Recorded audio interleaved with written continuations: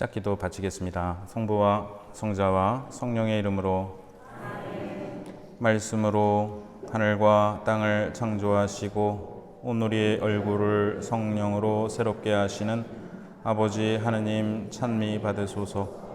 거룩한 독서를 시작하는 저희 마음을 당신의 성령으로 비추시어 성령의 숨결이 가득 서린 성경 말씀 안에서 생명과 빛을 발견하고 당신의 사랑을 온 마음으로 느끼게 하소서. 당신의 말씀은 살아있고 힘이 있사오니 저희를 새 사람으로 바꾸어 주시고 완전한 사람으로 키워 주시리라 믿사옵니다. 아버지와 하나 되는 기쁨에 저희를 초대하시고자 아버지의 참모습을 보여주시고 아버지의 뜻을 가르쳐 주신 우리 주 예수 그리스도를 통하여 비나이다. 성부와 성자와 성령의 이름으로. 참 예수님. 네, 안녕하셨어요? 네, 이제 역사서의 마지막 마카베오기에 들어왔습니다. 다음 주에 사도행전 들어가면 이제 올해 거룩한 독서가 끝나게 되는데요. 정말 이렇게 이스라엘의 남은 자들처럼 이렇게 남아서 경청해 주시고 나눔해 주시는 여러분 한 분 한 분께 진심으로 감사드립니다. 제가 어제 병원에 갔다가 너무 길이 막혀가지고 병원에 온 게 억울해서 뭐라도 맞고 가자 그래갖고 독감 예방접종을 맞고 대상포진 예방접종도 맞았어요. 그랬더니 그거 맞으면 힘들다고 조금 쉴 수 있을 때 맞으라고 그래갖고 가만 생각해보니까 쉴 수 있을 때가 없더라고요. 그래서 그냥 어제 맞았는데 오늘 제 몸 안에서 마카베오 항전이 일어나고 있는 그런 느낌입니다. 우선 우리는 역사서를 하면서 거의 이스라엘의 8,900년도에 980년부터 시작해서 이렇게 기원전 134년까지 오늘 보게 되는데 그런 역사 여행을 하느라고 수고하셨고 연대표를 한번 보겠습니다. 조금 복잡하지만 마카베오기 읽으시면서 어떠셨어요? 많이 막 사람 이름 너무 많이 나와서 혼란스러우셨죠? 이제 이거를 보시면 조금 더 혼란스러울 수도 있지만 어쨌든 한번 보시면 기원전 333년 혹은 332년에 알렉산드로스, 그러니까 우리가 알렉산더 대왕이라고, 제가 캐나다에서 토플 시험 보는데 엘리그젠더라는 사람이 나와서 이 사람은 누군가 했더니 알렉산더의 영어 발음이었어요. 엘리그젠더. 예. 알렉산드로스 이제 히라버로 이 사람이 이제 알렉산드로스 대왕인데 헬레니즘 제국을 세웠죠. 그런데 12년 다스리고 죽었습니다. 죽을 때 나이가 33살이었어요. 그래서 죽으면서 우리 마카베오기 상권 1장 6절에 보면은 죽기 전에 그 장군들한테 영토를 나눠줬다. 예. 죽기 전에 젊은 시절부터 함께 자란 대장군들을 불러 죽기 전에 자기 나라를 그들에게 나누어 주었다. 나눠 줄 리가 없죠. 네, 이건 알렉산드로스의 두 아들도 죽었고 나중에 이제 이 장수들 네 장수들끼리 영토를 분할합니다. 그래서 이 왕조 이름이 좀 어려워지는 거예요. 이 헬레니즘 시대라고 얘기를 하면서 이 연대표를 보시면 그 네 개의 제국으로 나뉘어졌는데 이 중에 그 이집트에서 자리를 잡은 프톨레마이오스 왕조, 그 다음에 시리아, 이거는 이제 이집트는 이스라엘의 서쪽이고 시리아는 동북쪽인데요. 여기에 자리를 잡은 셀루코스 왕조, 이 두 왕조가 번갈아 가면서 이스라엘이 속해 있던 팔레스티나 지역을 통치합니다. 그래서 320년부터 200년까지 그 이집트를 다스리던 프톨레마이오스 왕조가 팔레스티나를 다스렸어요. 이때는 별 문제가 없었습니다. 그런데 이 셀레우코스 왕조가 그 프톨레마이오스 5세의 장군을 패퇴시키면서 기원전 200년부터 팔레스티나를 통치하게 되는데 여기서부터 문제가 시작됩니다.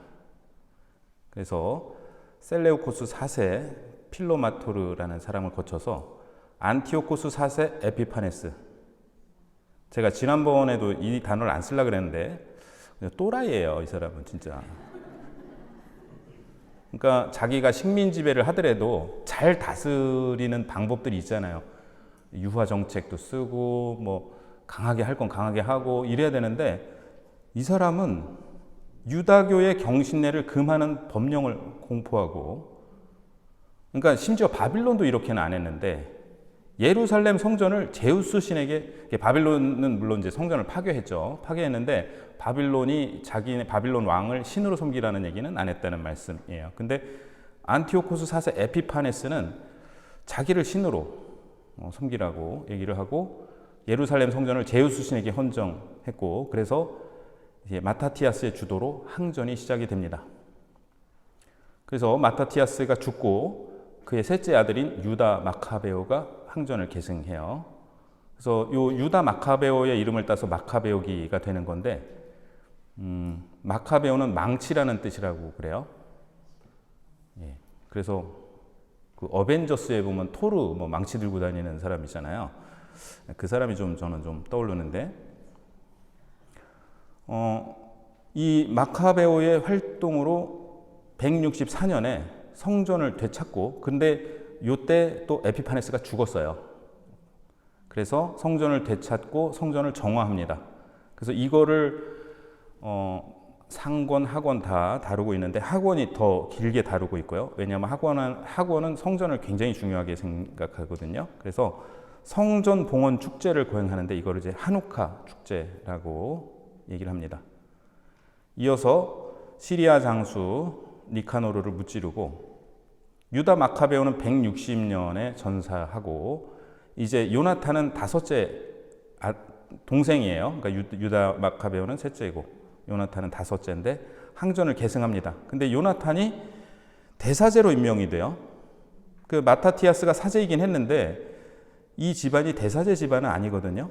근데 요나탄이 조금 이렇게 셀레우코스 왕조의 어떤 정치적인 혼란을 틈타서 이쪽에 이렇게 편을 들고 이러면서 대사제로 임명이 되는데, 여기서부터 이제 조금 문제가 그러니까 좀 시작이 됩니다. 뭐냐면은 마카베오의 인기는 너무 좋았죠. 성전을 정화하고 봉헌 찾아서 봉헌했으니까. 근데 이 집안이 또 이렇게 그렇게 대사제로 임명이 되고, 그 다음에 둘째 시몬이 항전을 계승하는데요. 이 시몬은 이제 대사제 겸 총독으로 임명이 됩니다. 요 집안이 하스몬 왕조라고 이제 왕이 되는 거예요. 그러니까 587년에 바빌론 유배를 가면서 이제 이스라엘에는 왕이 없었는데 하스몬 왕조가 생기게 됐습니다. 그래서 142년부터 63년까지 좋은 의미로 말하면 독립을 한 건데, 그런데 이게 꼭 좋은 일일까? 왜냐하면 134년에 보시면 시몬의 아들 요한 히르카누스가 그 왕으로 즉위해서 104년까지 다스리는데, 이제 이 집안의 싸움이 나요. 그래서 권력을 갖고 서로 권력 다툼을 하다가 결국은 로마를 끌어들입니다. 이게 굉장히 자충수가 되는 거죠. 로마를 끌어들여서 로마의 지배를 받게 되는, 우리나라도 이 조선 후기에 뭐 청나라, 일본, 러시아 여기에서 외교를 굉장히 잘못했잖아요. 그래서 뭐 이모군란 때 청나라 끌어들이고 이렇게 하면서 굉장히 우리나라가 더욱더 혼란스러운 상황으로 됐는데, 이 조금 안타까운, 우리나라가 안타깝다는 거고 여기는 뭐 하여간 그랬어요. 마카베오기를 보시면 헬레니즘 시대 이스라엘의 역사를 알려주는 유일한 책입니다. 그러나 그 중에서 176년부터 134년까지의 역사만을 다룹니다. 유다교랑 개신교는 마카베오기를 성경으로 경전으로 인정하지 않습니다. 그래서 개신교는 외경이라고 부르고, 왜냐하면 마카베오기는 아마 상권은 셈족 언어로 쓰여졌을 거라고 추정은 되지만 어쨌든 그리스어로 된 것만 발견이 됐고, 학원은 처음부터 그리스어로 쓰였을 수도 있다고 그래요. 그래서 그거는 유다인들이 경전을 인정 안 하고, 그 다음에 개신교도 인정하지 않습니다. 이 마카베오기의 주제는 유다 마카베오와 그 형제들이 하느님의 도우심으로 유다 민족의 자주 독립을 되찾고 안티오코스 4세 에피파네스가 말살하려던 종교의 자유를 되찾는다는 것입니다. 줄거리는 간단한데요. 하지만 상권과 학원은 서로 독립적이면서 다루는 시기에도 차이가 있어요. 우리는 그동안에는 사무엘, 열왕기, 역대기 다 본래 한 권의 책이었는데 자른 거잖아요. 그런데 마카베오기는 상권과 학원이 저자가 다릅니다. 이 마카베오 집안의 지도자들 한번 보시면 아버지가 마타티아스고 셋째 아들이 유다 마카베오. 유다 마카베오는 성전 정화가 주 업적입니다. 우리 가톨릭 성가 중에 그 핸델이 작곡한 주 찬미하라 모든 민족들아, 그 노래 아시죠? 이 노래는 핸델이 작곡한 오라토리오 유다스 마카베우스에 나오는 노래인데, 보라 주님의 용사들이 돌아온다라는 제목의 노래예요. 그거를 가사를 이렇게 바꾼 거죠. 그 유다가 전쟁을 승리하고 돌아올 때에 부르는 그런 노래인데요. 이따가도 나오겠지만 어쨌든 어디에 그쵸? 예를 들면은 3장 18절에 하늘이 구하려고 할 때는 수가 많고 적은 것이 문제가 되지 않는다라는 구절이랄지, 아니면 5장 62절에 보면 사실 그들은 하느님을 대신하여 이스라엘을 구원한 사람들의 후손이 아니었다.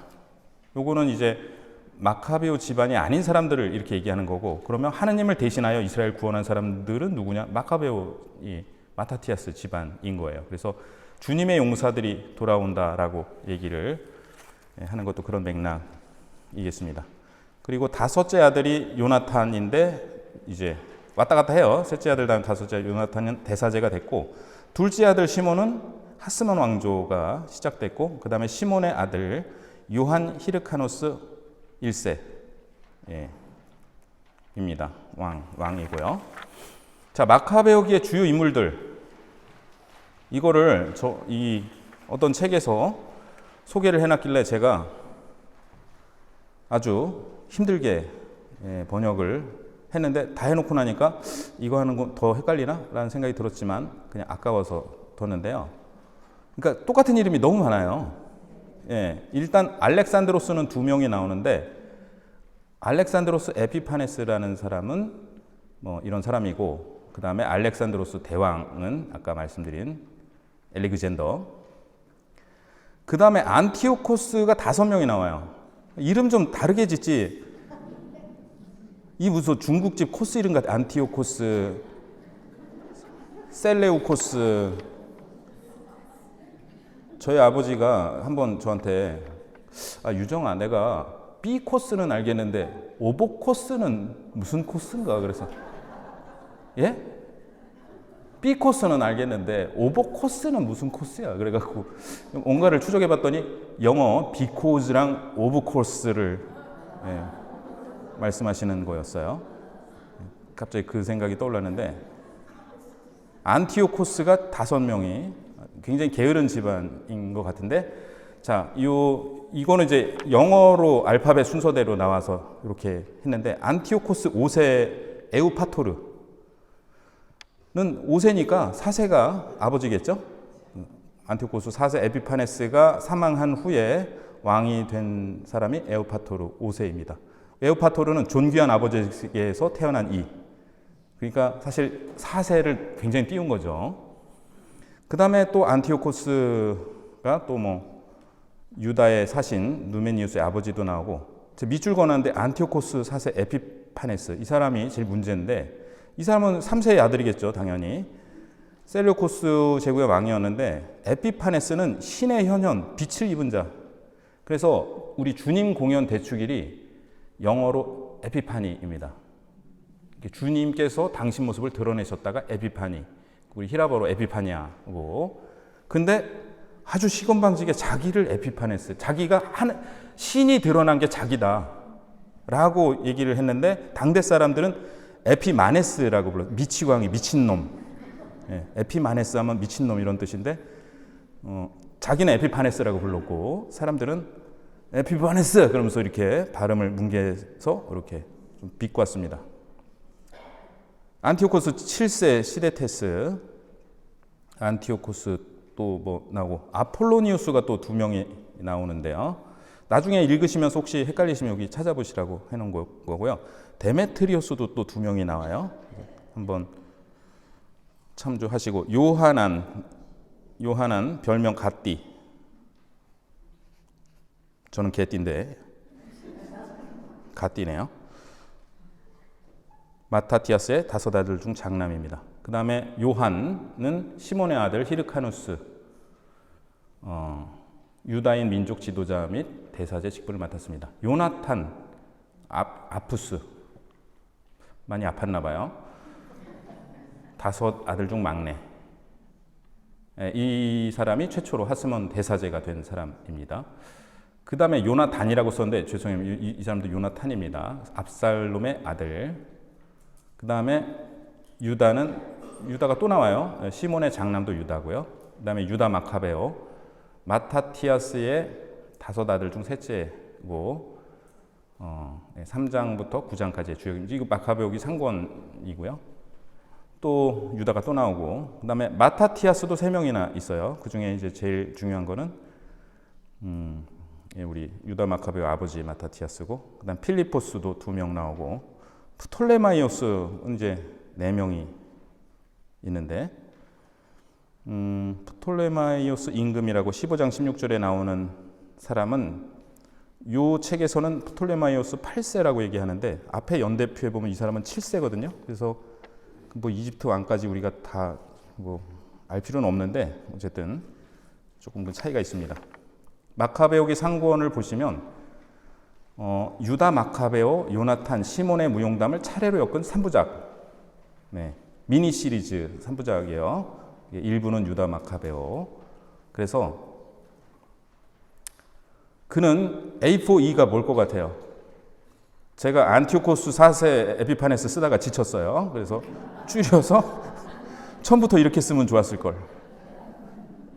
안티오코스 4세 에피파네스, 줄이면 A4E. 그는 A4E가 페르시아의 원정을 가서 전쟁을 벌이는 동안 리시아스 총독을 공격합니다. 이어서 A4E, 에피파네스가 더럽힌 성전을 정화하고 주변 민족을 굴복시킵니다.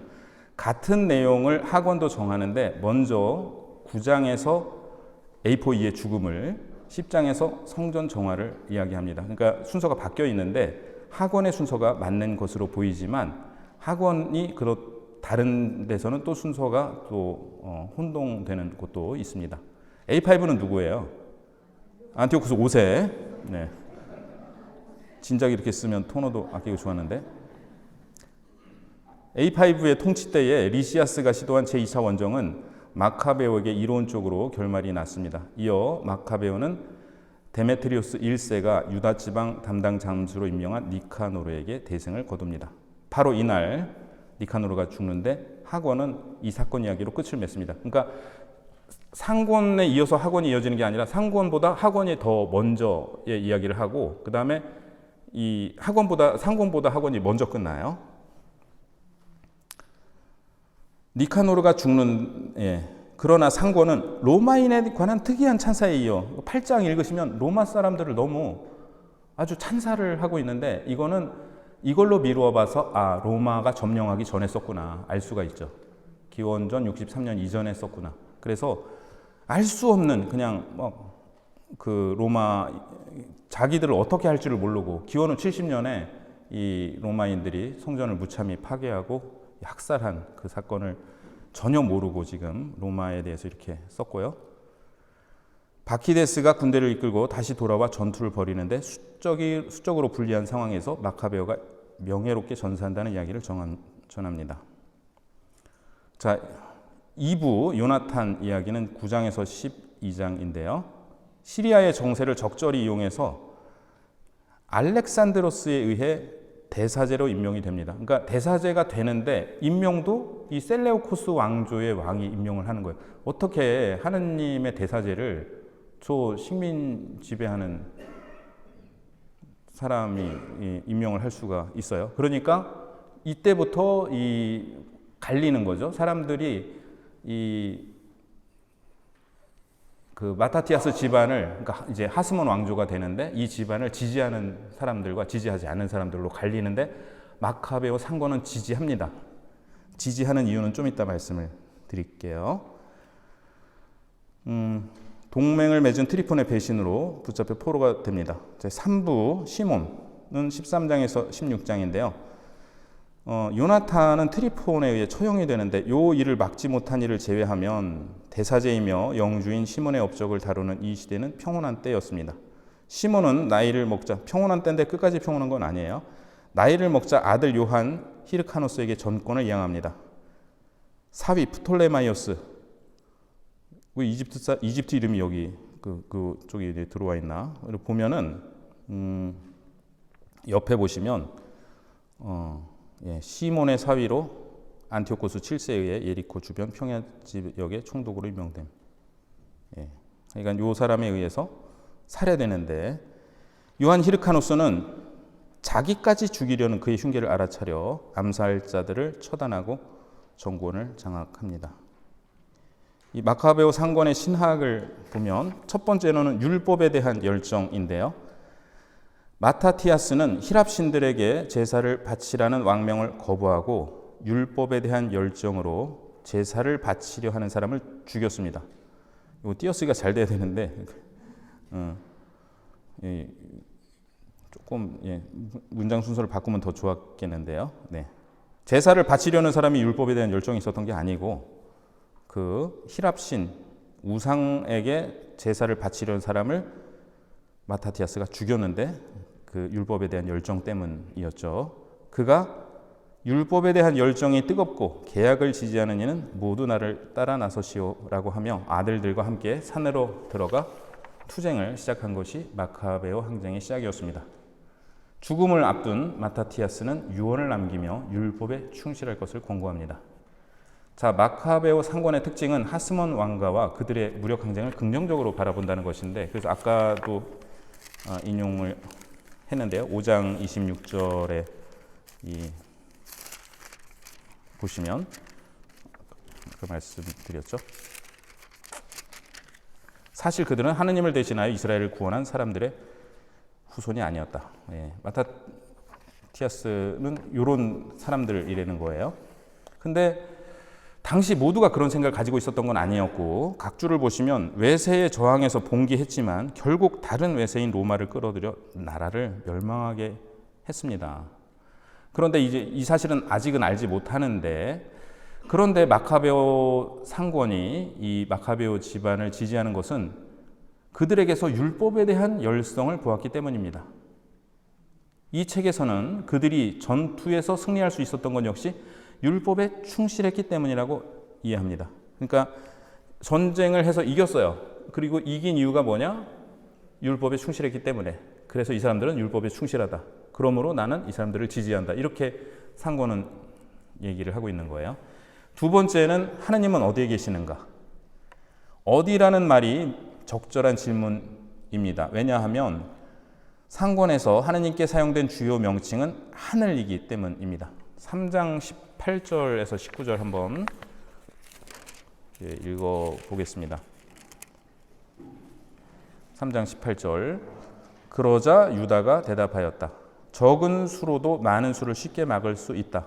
하늘이 구하려고 할 때는 수가 많고 적은 것이 문제가 되지 않는다. 전쟁의 승리는 군대의 크기가 아니라 하늘에서 내려오는 힘에 달려있다. 요 표현이 중요한 거예요. 하늘이 구하려고 할 때, 이 하늘은 누굴까요? 하느님이죠. 그리고 하늘에서 내려오는 힘, 이것도 하느님께서 주시는 힘을 얘기하는 거고, 그래서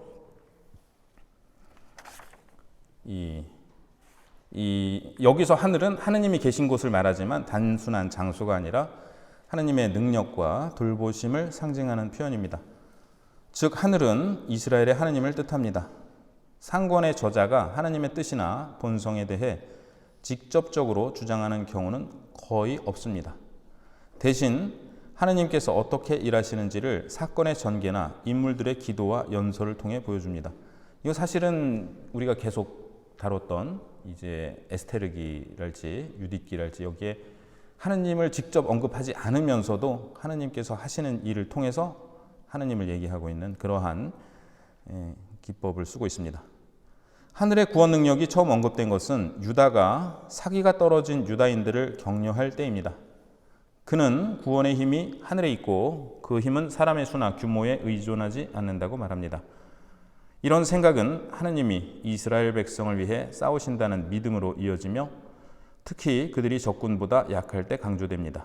이 사상은 탈출기 14, 15장, 판관기 5장, 사무엘 상권 16장, 이사야서 37장 36절 등 이전 성경 전통에서 찾아볼 수 있으며 상권은 이런 전통을 이어받아 새롭게 표현하고 있습니다. 나중에 유다는 하느님을 이스라엘의 구원자라고 부릅니다. 이는 하느님께서 당신의 백성과 선택한 지도자들을 통해 구원의 일을 이루신다는 것을 보여줍니다. 네, 이상으로 상권을 마치고 이제 하권 보시겠습니다.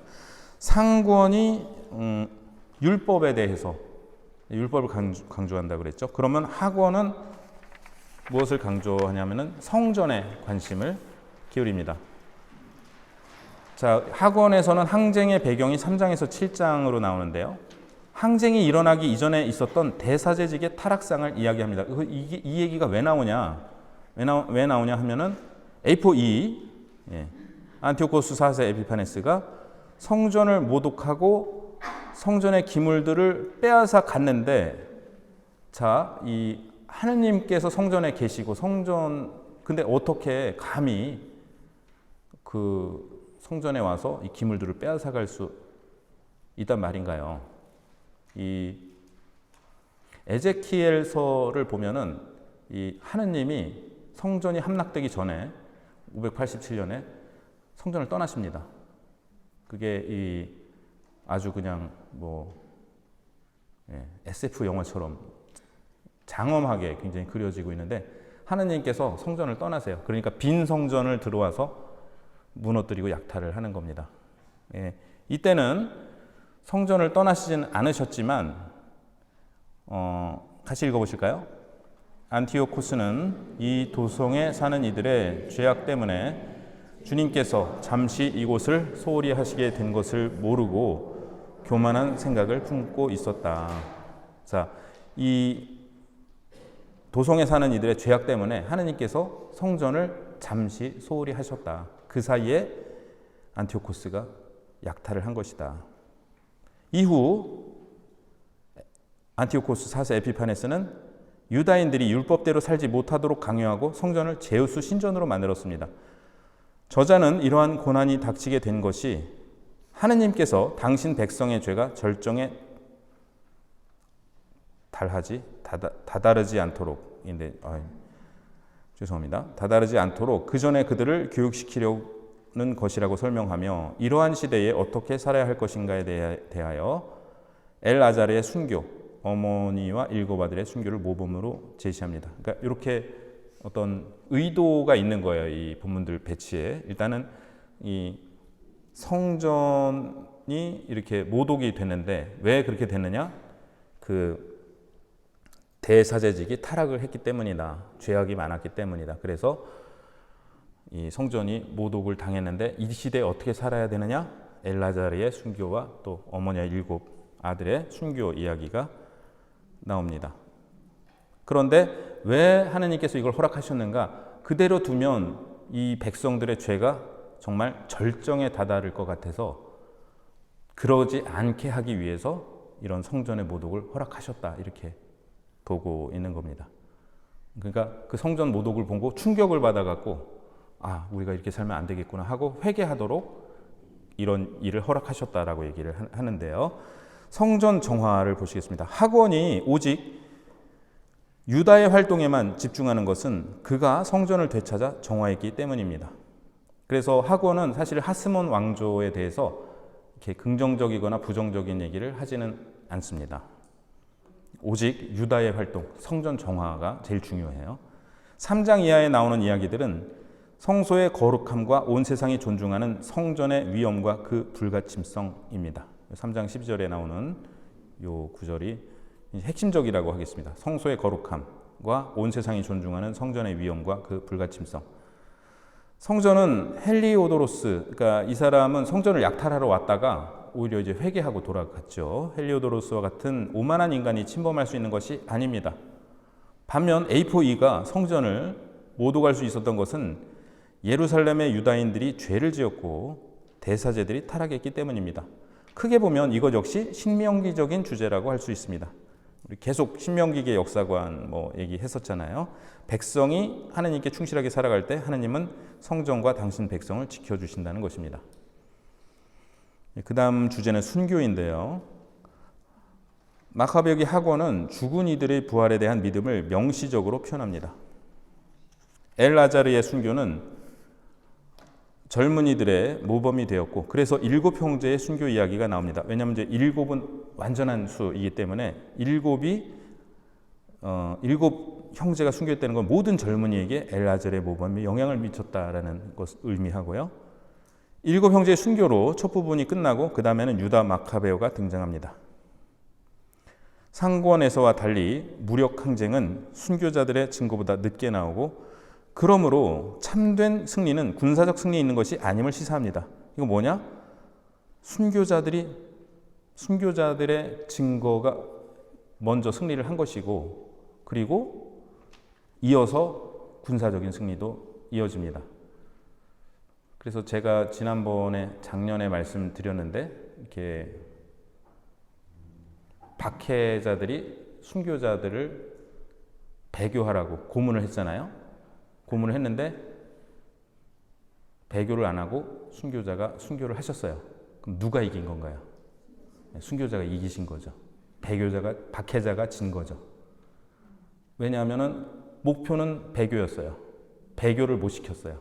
순교자가 이긴 겁니다. 그래서 이것이 우리의 눈으로 볼 때는 굉장히 참혹한 죽음일 수 있지만 사실은 순교자가 이기신 것이다. 그 이야기를 마카베오기 학원은 하고 있고 그리고 이어서 군사적인 승리가 이어진다. 그래서 우리나라도 이렇게 우리가 신앙의 자유를 누리고 살아갈 수 있는 것은 순교자들의 증언 때문이고 그분들이 이기셨기 때문이고 그분들은 이 세속 권력 그리고 세속 문화를 거슬러서 이기셨어요. 그래서 우리 천주교가 다른 종교보다 상대적으로 기복적인 면을 이제 어떻게 정의하느냐. 우리 가족들 건강하게 해주시고 이런 기도는 다 하죠. 우리가 하는데 그게 아니라 돈 많이 벌게 해주시고 이번에 땅값 오르게 해주시고 우리는 이런 거를 안 하는 이유는 그런 거 하는 종교들도 많이 있잖아요. 근데 우리는 그런 안 하는 이유는 순교자들 때문이죠. 순교자들이 박해로 순교를 하셨는데 우리가 같은 신앙을 고백하면서 우리는 현세적 복락만을 추구하고 있다. 말이 안 되는 거잖아요. 그래서 오늘날 우리의 이런 신앙 안에는 그 순교자들의 승리가 들어있다. 이렇게 볼 수 있겠습니다. 실상 모든 전투들은 판관 시대의 거룩한 전쟁과 유사하게 제시되어 전쟁에서 인간의 역할은 하느님께 기도하는 것이고 하느님께서 전투에 직접 개입하시는 것으로 나타납니다. 이거는 오해하지 않으시겠지만 지도만 하면 하느님 알아서 해주신다. 그건 아니죠. 그래서 오히려 많은 판관기부터 계속 나온 얘기잖아요. 많은 군사의 수가 많은 쪽이 이기는 것이 아니라 하느님께 기도하고 하느님께 충실하고 하느님의 힘으로 승리한다라는 얘기를 하고 있는 겁니다. 자, 무에서의 창조와 부활. 육신의 부활에 대한 믿음이 무로부터의 창조에 대한 믿음과 동시에 나타납니다. 이 주제는 어머니가 일곱 아들에게 순교를 권하는 장면에서 부각됩니다. 이게 굉장히 이제 마카베오기 학원에서 굉장히 중요한 주제라고 하겠는데요. 우선은 약간 이제 이 우리 구약 성경은 무에서의 창조예요. 하느님께서 창세기에 보면은 하느님께서 한 처음에 세상을 창조하실 때 뭐 땅은 꼴을 갖추지 못하고 뭐가 있었던 것처럼 묘사하고 있지만 사실은 그게 이제 해석에 따라 다르겠지만 아무것도 없는, 그러니까 질서가 없는 것은 없는 거라고 보는 어떤 사고 방식에서 무로부터의 창조를 얘기하고 그것을 명확하게 지금 이제 돼지고기를 먹으라 그러면서 이거를 이렇게 강요하고 있잖아요. 근데 이 그리스 문화란 말이죠. 근데 이 그리스 문화는 창조관부터가 다릅니다. 무로부터의 창조는 없어요. 그리스에서는. 근데 이 유다인들은 무로부터의 창조를 믿었고 그거를 고백을 하는 거예요. 그거 같이 읽어보시겠습니다. 너희가 어떻게 내 뱃속에 생기게 되었는지 나는 모른다. 너희에게 목숨과 생명을 준 것은 내가 아니며 너희 몸의 각 부분을 제자리에 붙여준 것도 내가 아니다. 그러므로 사람이 생겨날 때 그를 빚어내시고 만물이 생겨날 때 그것을 마련해신 온 세상의 창조주께서 자비로이 너희에게 목숨과 생명을 다시 주실 것이다. 얘야 너에게 당부한다. 하늘과 땅을 바라보고 그 안에 있는 모든 것을 살펴보아라. 그리고 하느님께서 이미 있는 것에서 그것들을 만들지 않으셨음을 깨달아라. 사람들이 생겨난 것도 마찬가지다. 자, 이 하늘과 땅과 그 안에 있는 것을 살펴보고 이미 있는 것에서 만든 게 아니라 하느님은 아무것도 없는 것에서 창조를 하셨다. 그러면 하느님은 아무것도 없는 데서 사람을 창조하셨어요. 그러면 사람이 죽으면 이 사람을 되살리실 수 있는가 없는가 이런 문제를 우리가 물음을 묻게 되죠. 무로부터 창조하실 수 있는 하나님은 죽은 사람도 부활시키실 수 있다는 믿음으로 이어지는 거죠. 그래서 무에서의 창조와 부활이 이렇게 연결이 됩니다. 자, 그 다음에는 이제 연옥교리인데요. 같이 읽어보실까요? 또 그렇게 저질러진 죄를 완전히 용서해 달라고 탄원하며 간청하였다. 고결한 유다는 백성에게 전사자들의 죄 때문에 그러한 일이 일어난 것을 눈으로 보았으니 죄를 멀리하라고 권고하였다. 그런 다음 각 사람에게서 모금을 하여 속죄의 제물을 바쳐 달라고 은 2,000 드라크마를 예루살렘으로 보냈다. 그는 부활을 생각하며 그토록 훌륭하고 숭고한 일을 하였다. 그가 전사자들이 부활하리라고 기대하지 않았다면 죽은 이들을 위하여 기도하는 것이 쓸모없고 어리석은 일이었을 것이다. 그러나 경건하게 잠든 이들에게는 훌륭한 상이 마련되어 있다고 내다보았으니 참으로 거룩하고 경건한 생각이었다. 그러므로 그가 죽은 이들을 위하여 속죄를 한 것은 그들이 죄에서 벗어나게 하려는 것이었다. 사실은 우리가 이제 연도를 바치고 또 이게 전대사를 연옥영혼한테 이렇게 연옥영혼을 봉헌하고 이런 것의 성서적 근거는 정확하게 나와 있는 것은 이 마카베오기 학원인데요. 죽은 이들의 범한 죄가 현재의 공동체 전체를 위협하기 때문에 유다가 그들을 위해 속죄의 제사를 바쳤다는 이 이야기는 전통적인 연옥교리를 말하는데 가장 분명한 성서적 근거가 됩니다. 근데 아까 말씀드린 것처럼 개신교는 마카베오기를 성경으로 인정하지 않기 때문에 마틴 루터는 마카베오 상권이 성경에 포함되지 않는 것을 좀 안타깝게 여겼다고 그래요. 근데 이제 어쨌든 학원에 요 연옥교리가 나오는데 개신교는 이렇게 하느님께서 모든 것을 그러니까 다 정하셨기 때문에 이렇게 우리가 세상을 떠나면 구원을 되거나 구원받지 못하거나 둘 중에 하나인 거죠. 그래서 이 연옥을 인정하지 않고 제가 그 고등학교 동창이 그런 저한테 질문하더라고요. 천주교는 장례식장 가서 보면은 굉장히 열심히 기도하고 그러는데 교회는 그런 거를 못 봤다고. 그래서 그 교리의 차이 때문에 그런 건데 우리는 가서 이렇게 세상을 떠나신 분들 위해서 기도를 해드리는 것이 이렇게 성경의 어떤 전통에 의해서 그렇게 해야 할 일이라고 믿는 거고, 개신교에서는 그렇게 믿지 않는 거죠.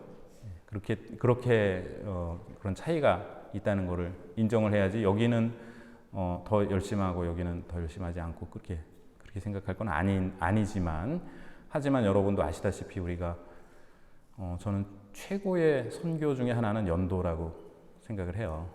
그래서 사실은 좀 그 어떤 목사님이 그러셨다는 거예요. 그 연도하는 거 보고 얼마씩 주냐고 이렇게. 그래서 그냥 오는 거라고 그랬더니 깜짝 놀라셨다고 그러던데, 우리는 굉장히 이렇게 돌아가신 분을 위해서 기도를 해드리면서 그것이 우리의 공동체성을 강화하고, 그 다음에 많은 분들이 이렇게 천주교에 입교를 하시기도 하고 또 냉담하셨다가 돌아오시는 것도 우리가 돌아가신 분을 위해 연도하는 광경을 보고 그렇게 하시는 분들이 많이 계십니다.